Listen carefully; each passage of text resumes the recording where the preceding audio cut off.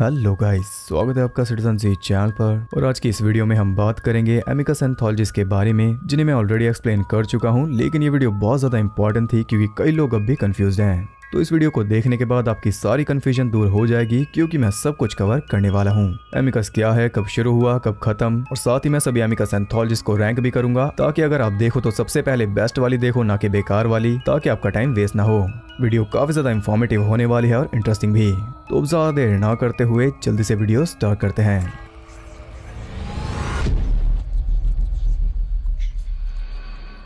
तो अमिकस एक British film production company थी जो कि 1962 से 77 के बीच एक्टिव थी। इसे बनाया था दो अमेरिकन, मिल्टन सबॉस्की और मैक्स रोजनबर्ग ने, और इन्हीं के बीच हुए तनाव की वजह से कंपनी बंद हो गई थी।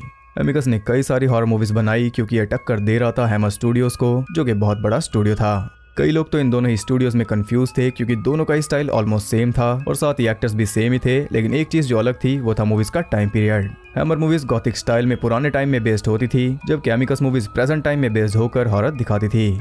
अमिकस टक्कर देना चाहता था लेकिन नहीं दे पाया क्योंकि हैमर का बहुत बड़ा नाम था।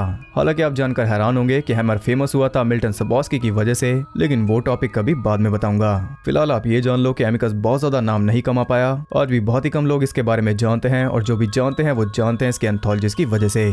अमिकस ने अपनी छाप छोड़ी एंथोलॉजीज में, और एंथोलॉजीज का एक लेवल सेट किया जो कोई और नहीं कर रहा था, वो ये कर रहे थे, और वो भी काफी अच्छे से।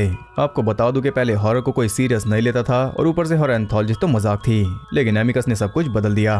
यहाँ से लोगों का नजरिया बदला क्योंकि इन एंथोलॉजीज में बड़े बड़े एक्टर्स काम कर रहे थे, जैसे कि क्रिस्टोफर ली और पीटर कुशिंग। इन्हें ये डर नहीं था कि कोई हमारा मजाक उड़ाएगा कि देखो ये एंथोलॉजी में काम कर रहा है। इन्होंने एक लेवल सेट किया जिससे जॉनरा फेमस हुआ और दुनिया भर में फैला। बाद में क्रीप शो ने इसे और फैला दिया। लेकिन इंटरेस्टिंग बात यह है कि अमिकस एंथोलॉजीज खुद इंस्पायर्ड थी 1945 में आई horror anthology dead of night से। कॉन्सेप्ट भी ऑलमोस्ट वही है। 4-5 स्टोरीज होती हैं जो कि मेन प्लॉट से जुड़ी रहती हैं। डेड ऑफ नाइट शुरुआती एंथोलॉजी है जो कि आज के टाइम में भी बहुत ज्यादा इफेक्टिव है, अगर एक वर्ड में बोले तो क्रीपी। उससे इंस्पायर होकर ही अमिकस ने ये मूवीज बनाना शुरू किया, और अमिकस एंथोलॉजी साथ दुनिया भर में फेमस है। लेकिन अमिकस ने सिर्फ 7 एंथोलॉजीज बनाई थी क्योंकि उसके बाद कंपनी ही नहीं बची। यह ऐसा है कि एक सिंगर आए जो कि एक के बाद एक हिट गाना दे दे, लेकिन 4-5 गानों के बाद अचानक से गायब हो जाए, और सालों बाद भी हम उसके गाने सुनकर सोचे कि यह बंदा इस तरह के गाने लाया था, लेकिन इसे और लाने चाहिए थे, ये अचानक कहीं खो गया। खैर, इन 7 एंथोलॉजीज पर मैं वीडियो बना चुका हूँ, और अब मैं इन्हें रैंक करूंगा अपनी पसंद के हिसाब से, ताकि फ्यूचर में अगर आप इन्हें देखो तो आपको आसानी हो। तो 7 नंबर पर आती है टॉर्चर गार्डन। यह थी 1967 में, और ये सेकंड अमिकस एंथोलॉजी थी। इसके डायरेक्टर थे फ्रेडी फ्रांसिस और राइटर थे रॉबर्ट ब्लॉक, जो कि साइको के लिए फेमस हैं, लेकिन मुझे ये मूवी सबसे ज्यादा वीक लगती है। इसमें सभी स्टोरीज को जोड़ता है कार्निवल। इसमें एक आदमखोर बिल्ली की स्टोरी है, एंड्रॉइड्स हैं, एक पियानो है, एक स्टोरी में पीटर कुशिंग है, और वो स्टोरी तो सबसे ज्यादा क्रेजी है। बिल्ली वाली स्टोरी मेरी फेवरेट है। उस बिल्ली का नाम मुझे अब भी याद है, बेल्थेजार। और स्टोरीज तो अच्छी हैं, लेकिन ठीक से जुड़ी हुई नहीं लगती, इसलिए वो फील भी नहीं आ पाती। इसकी टोन बाकियों से अलग है, इसलिए यहाँ पर है। 6 नंबर पर आती है doctor terrors house of horrors. ये सबसे पहली अमिकस एंथोलॉजी थी, और ये आई थी 1965 में। डायरेक्टर फ्रेडी फ्रांसिस थे और राइटर थे खुद मिल्टन सबॉस्की। अब ये सबसे पहली थी, इसलिए सबसे बेसिक भी। इसमें स्टोरीज को जोड़ती है एक ट्रेन जर्नी, और साथ में पीटर कुशिंग का कैरेक्टर डॉक्टर डेथ। इस फिल्म में सब कुछ है, वेयरवुल्फ, वैम्पायर, वुडू, यहाँ तक के किलर बेल भी। लेकिन इसकी बेस्ट स्टोरी है क्रिस्टोफर ली वाली, जिसमें कटा हुआ हाथ उनके पीछे पड़ जाता है, और बहुत ही कम ऐसा होता है कि क्रिस्टोफर ली को आप बुरी तरह फ्रैटन देखो, वो आप इस फिल्म में देखोगे। फिल्म के आखिर में जाकर एक बड़ा ट्विस्ट आता है जो कि कोई एक्सपेक्ट नहीं करता। 5वें नंबर पर आती है द हाउस दैट ड्रेप्ट ब्लड। यह थी 1971 में, और ये थर्ड अमिकस एंथोलॉजी थी। डायरेक्टर थे पीटर डफल और राइटर थे रॉबर्ट ब्लॉक। इसमें स्टोरीज को जोड़ता है घर, जैसा कि टाइटल बता रहा है। इसकी स्टोरीज बाकियों से थोड़ी अलग है और थोड़ी क्रेजी भी। सबसे पहली स्टोरी एक अच्छी खासी राइड है, और उसका कैरेक्टर है डोमिनिक, जिसने कईयों की नींदें उड़ाई थी। जिस तरह वो देखता है या हंसता है वो बहुत ज्यादा इफेक्टिव है, और स्टोरी सिंपल सी लगती है, लेकिन एंड में ट्विस्ट आते हैं जो कि सब कुछ बदल देते हैं। पीटर कुशिंग की एक स्टोरी है जो काफी क्रेजी है, और क्रिस्टोफर ली वाली स्टोरी इसमें भी सबसे बेस्ट है। एक बाप जो बड़ा ही रूड है, अपनी बेटी पर इतने अत्याचार करता है, लेकिन वो सब किस लिए, ये एंड में पता चल जाता है। एक और स्टोरी है वैम्पायर वाली, जो कि एकदम डिफरेंट है क्योंकि उसमें थोड़ी ब्लैक कॉमेडी भी है। यहाँ से मूवीज का लेवल बढ़ना स्टार्ट हुआ था क्योंकि स्टोरी सिंपल नहीं थी, हर एक स्टोरी के एंड में ट्विस्ट है। 4th नंबर पर आती है असाइलम। यह आई थी 1972 में, और ये 5वीं अमिकस एंथोलॉजी थी। डायरेक्टर थे रॉय वॉर्ड बेकर और राइटर रॉबर्ट ब्लॉक ही थे। जैसा कि नाम बता ही रहा है, इसमें स्टोरीज को जोड़ता है एक असाइलम, और इसका जो मेन प्लॉट है वो बहुत ज्यादा बेस्ट है। पूरी मूवी में सस्पेंस कम नहीं होता, और आखिर में जाकर फाइनल रिवील आता है जो कि बहुत सही है। पहली स्टोरी बेस्ट है, जिसमें हस्बैंड अपनी वाइफ के टुकड़े करके अच्छे से पेपर में रैप कर देता है, लेकिन उसकी किस्मत खराब थी क्योंकि वाइफ वुडू सीख रही थी। इसके बाद एक एक पीस अपना काम करता है और जैसे हाथ पैर हिलते हैं और मुंह पेपर के अंदर सांस तक लेता है, ये सारे इफेक्ट्स बहुत ज्यादा बेस्ट हैं और उस टाइम के हिसाब से देखे तो एकदम कमाल। एक स्टोरी है टेलर वाली, एक है साइको लड़की लूसी की और एक में तो सोल ट्रांसफर होती है छोटे से टॉय में, तो इमेजिनेशन की कोई हद नहीं, स्टोरीज और ज्यादा क्रेजी हैं। थर्ड नंबर पर आती है वॉल्ट ऑफ हॉरर, जिसे टेल्स ऑफ द क्रिप्ट 2 के नाम से जाना जाता है। यह थी 1973 में और ये 6th एमिकस एंथोलॉजी है। डायरेक्टर थे रॉय वॉर्ड बेकर और ये और असाइलम दोनों एक ही टाइम पर शूट हुई थी। फर्क यह है कि ये बेस्ड है इसी कॉमिक्स पर, इसलिए थोड़ी अलग है। इसमें कुछ लोग एक लिफ्ट में चढ़ते हैं और एक रूम में जाकर फंस जाते हैं। इसकी स्टोरीज में दम है।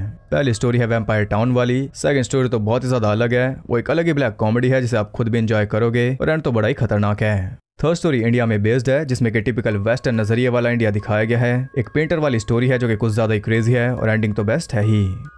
सेकंड नंबर पर आती है फ्रॉम बियॉन्ड द ग्रेव।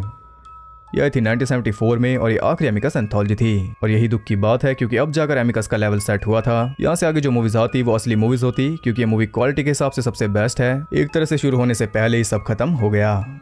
इसमें सब स्टोरीज को जोड़ते हैं एक एंटिक शॉप जिसे चलाते हैं पीटर कुशिंग और इसकी हर एक स्टोरी बेस्ट है। पहली स्टोरी है एंटिक मिरर वाली जो कि सबसे यूनिक है। सेकंड में है डोनाल्ड प्लेजेंस और उनकी बेटी, और वो स्टोरी बहुत ही हॉरिफाइंग है क्योंकि उन बाप बेटी की आंखें काफी है आपको डराने के लिए।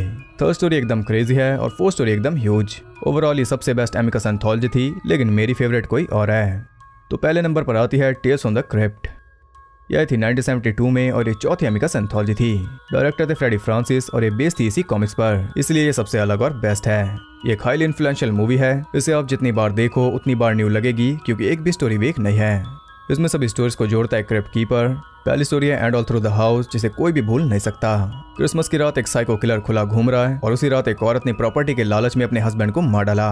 इतना इनफ है बताने के लिए कि थ्रिल कितना ज्यादा होगा। इसे Tales of the Crypt TV show में भी रीमेक किया गया था क्योंकि ये बहुत ही ज्यादा इफेक्टिव स्टोरी है। Second story reflection of death अपने टाइम से बहुत आगे एक माइंड बेंडिंग स्टोरी है जो कि कोई भी एक्सपेक्ट नहीं करता।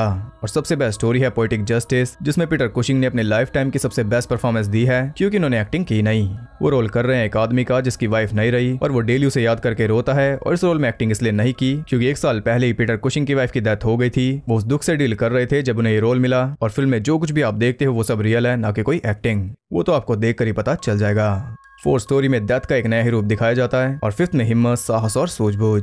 अगर आपको कोई मूवी देखनी है तो आप यही देखो, यहीं से शुरुआत करो, बाकी आप खुद इस वीडियो पर आकर कमेंट करके जाओगे। एक एक स्टोरी आपको लाइफ लेसन देगी। तो ये थी मेरी रैंकिंग और पूरी वीडियो एमिकस के बारे में। आपको ये भी बता दूं कि एमिकस के बंद होने के बाद मिल्टन सबॉस्की ने 2 और एंथोलॉजीज बनाई थी, द अनकैनी और द मॉन्स्टर क्लब। वीडियो चाहिए तो बता देना।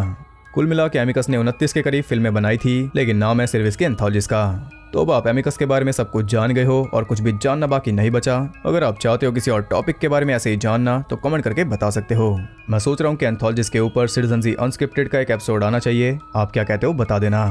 वीडियो से कुछ जानकारी मिली हो या कुछ डाउट्स क्लियर हुए हो तो इसे एक लाइक जरूर करना, वो बहुत जरूरी है मोटिवेशन के लिए। और ऐसी और इंटरेस्टिंग वीडियोस देखते रहने के लिए चैनल को सब्सक्राइब करके बेल नोटिफिकेशन कॉल पर सेट कर लो ताकि मुझे वीडियो बनाने की मोटिवेशन मिलती रहे और आपको वीडियोस की नोटिफिकेशन।